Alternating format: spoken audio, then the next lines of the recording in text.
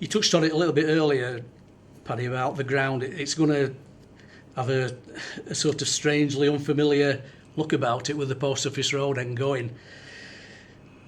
Tell us about the new development that's replacing it and the potential it holds for the club.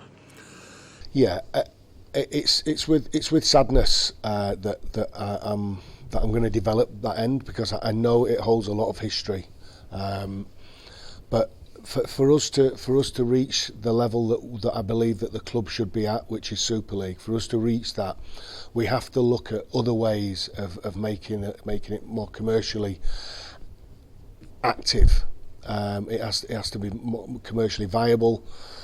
Whatever we decide to do, we could have extended on the side of here, but it just wouldn't have had quite the same effect. And as far as commercially what that's going to generate, well, the ground floor restaurant of 240 covers, and then the 15-16 commercial boxes that are going to sit above it are going to give a grossy kind of turnover of over $500,000, and we see there being quite a quite high percentage of profit within that turnover that will return to the club, which will help with our scores for likes of IMG, but it'll sort out quite a little bit of the historical debt.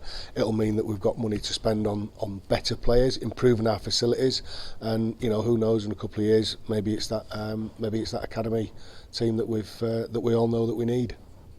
Talking about facilities, I understand there's a new facility for the players also in the pipeline.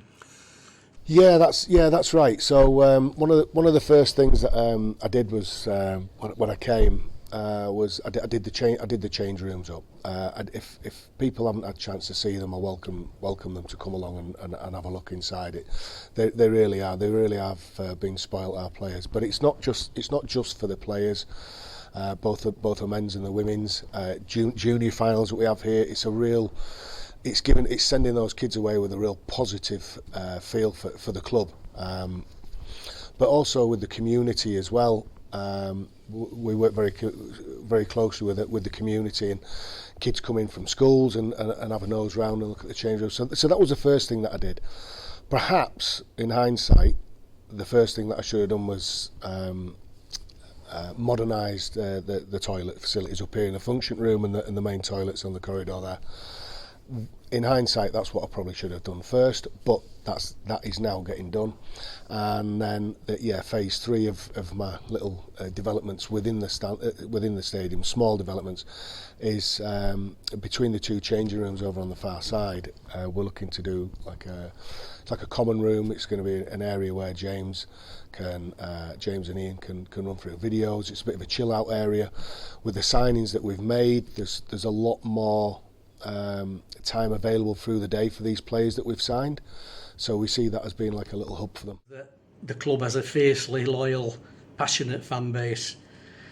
It may be limited in size at the moment, but they're always there and willing to help out whenever needed.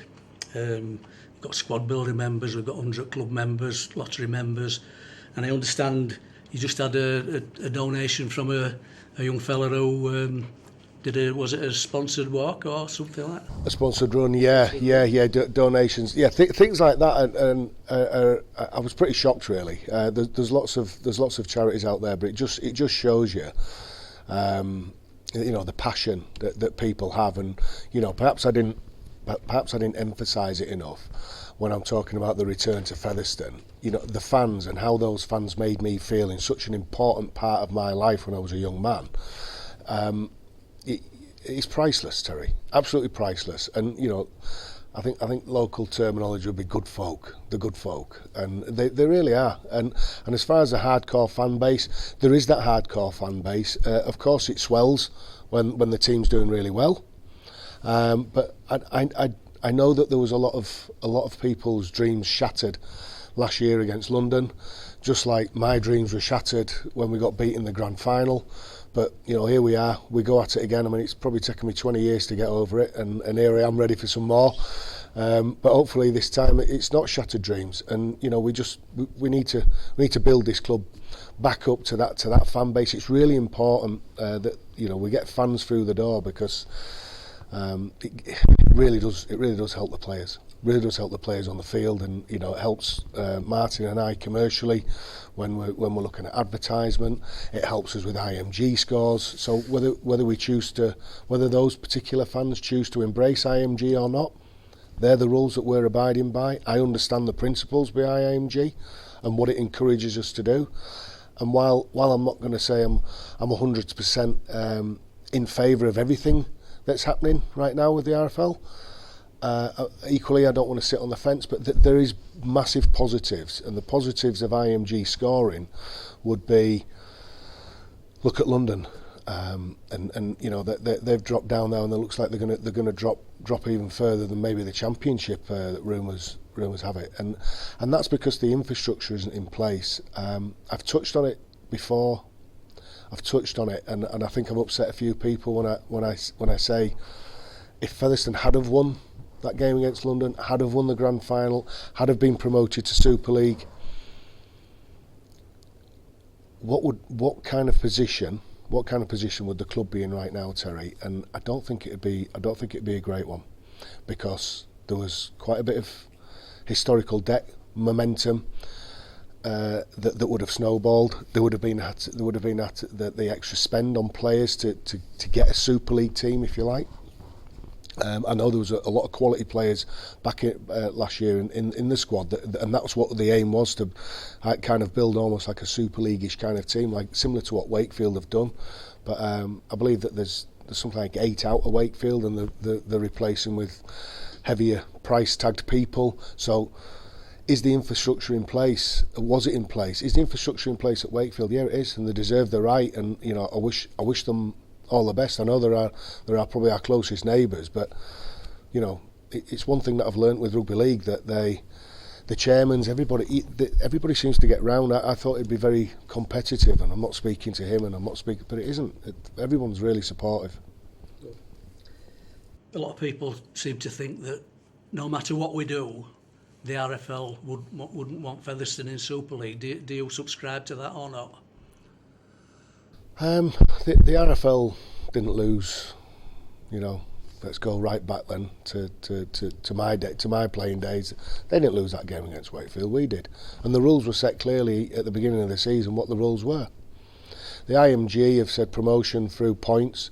They set that ball rolling 2 years ago. Everybody's had the same opportunity. Just because there's a few clubs now sprinting around being frantic, trying to score a quarter point here, quarter point there, those have been there for 2 years. We all knew what was going to happen. They didn't lose the game against London. There is perhaps some stuff that I aren't fully up to speed with. I think probably slightly just before my time, where they started switching, making 3 divisions as opposed to 2. I think Featherstone missed out.